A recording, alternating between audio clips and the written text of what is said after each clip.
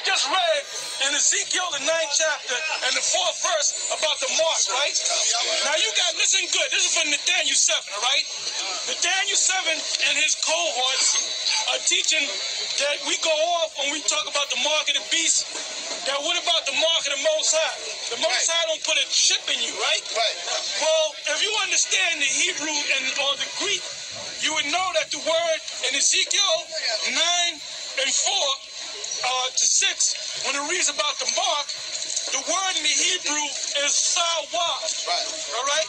Now the word YAHAWAH from the Hebrew means to desire, listen, to exempt from judgment. So in other words, when you read Ezekiel 9 and 4, the Most High, when you read the first verse, it tells you how the Most High sent out the angels to kill Israelites. But he said matter of fact, read it again. From the first verse? From the first verse. To show you that it's Ezekiel 9 and 1. To show you that it's talking about angels, all right? Ezekiel 9 and 1. He cried also in my ears with a loud voice, saying, cause them that have charge over the city. Those are the angels, all right? Go ahead. To draw near, even every man with his destroying weapon in his head. Go ahead.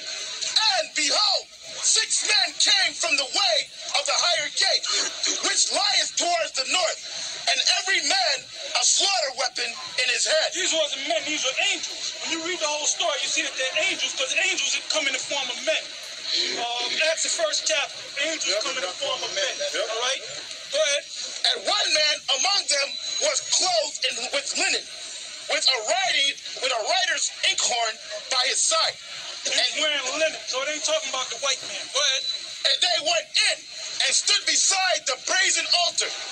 And the glory of the God of Israel was gone up from the cherubim to the cherub, whereupon he was to the threshold of the house. And he called to the man clothed with linen, which had the writer's inkhorn by his side. And the Lord said unto him, go to the midst of the city, through the midst of Jerusalem, and set a mark upon the foreheads of the men that sigh and that cry for all the abominations. These were Israelites back there that was crying and sighing because these Israelites were worshiping Tammuz and the Queen of Heaven. So this is talking about right now too. All right? Read that part again. It says, and the Lord said unto him, go to the midst of the city, through the midst of Jerusalem, and set a mark upon the foreheads of the men that sigh and that cry for all the abominations that be done in the midst thereof. You had Israelites that was with that abomination. Right. So the mark that was set on them was from the Hebrew word YAHAWAH, which means to be exempt from judgment. Right. So when the angels went with their killing weapons to kill Israel, there were certain guys that had a mark. So the Most High said, mark that guy, mark this guy, mark that guy. So when you go kill him, don't kill that one. Don't kill that one. Don't kill this one. Don't kill that one. Because they're exempt from judgment. Because why? Because they were sighing and crying for all the abomination that was done in the midst thereof. They wasn't with it. All right? Go ahead.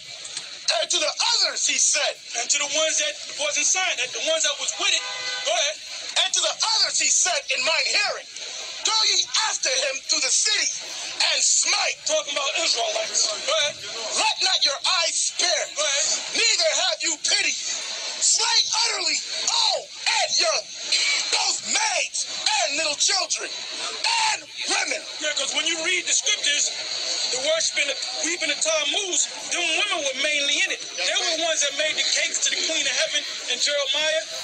So that's why he specified and women.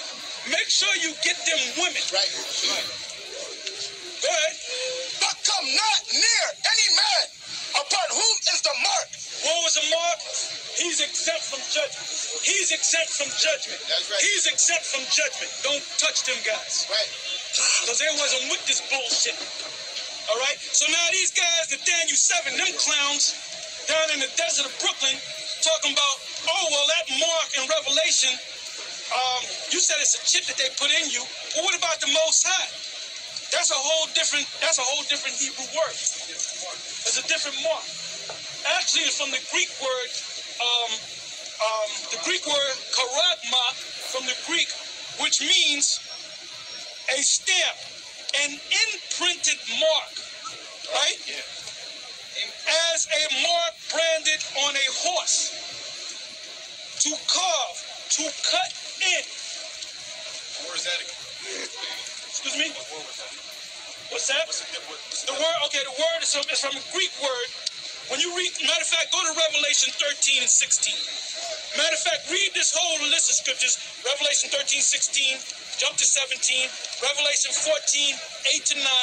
Revelation, get these scriptures. Revelation 14, 11 on down. Revelation 15, 1 and 2. Revelation 16, 2 to about 4. Revelation 19, 20. Read a couple of verses in there. Revelation 24, and read a couple of verses in there. All right? Anytime these scriptures that I called out, if everybody got it, it's all going to use that word mark. And when you go into the Greek, the word there, like I said, is charagma. All right? Like I said, I'm going to say it again. A stamp, an imprinted mark, as a mark branded on a horse, to carve, to cut in. Revelation 13 and 16, right? Yeah, read loud. Revelation 13 and 16. And he causeth all, both small and great, rich and poor, free and bond, to receive a mark in their right hand or in their foreheads, and that no man might buy or sell, save he that had the mark, or the name of the beast, or the number of his name. That's plain. What verse you in? 17. All right, now go from there. We don't got to read on. Go to the 14th chapter, 8 and the 9th verse. Go ahead. 14 8. I got it. 14 and 8. Revelations 14 and 8. And there followed another angel saying, Babylon is fallen. It's fallen. That great city. We don't got to tell you who Babylon is. Go ahead. Because she made all nations drink of the wine of the wrath of her fornication. And the third angel follows them, saying with a loud voice, if any man worship the beast. Now listen, this is going to show you. Now these stupid idiots, Nathaniel 7 and them and his clowns, they teaching that, oh, the mark is when you follow the ways of Esau. Read on. Read that any man worship the beast and his image and receive his mark in his forehead. Read again. It says, and the third angel followed them, saying with a loud voice, if any man worship the beast. That's the worshiping part. That when you follow this right. Man's system, all right? Go ahead. And his image. And his image. Like if you become a cop, because eventually they're going to have them cops are going to get that mark. All right? And his image. That's the worshiping part. But it goes deeper than that. Once you worship them and follow them, there's another thing you got to do to prove that you worship them and follow them. Go ahead. Loyalty. Go ahead. And receive his mark. And receive his mark. Exactly. Charagma, to stamp, to imprint, to cut in. So it's something that they actually going to put in you. Different from Ezekiel 9 and 4. Mark, meaning tawah, meaning to be exempt from judgment. Right.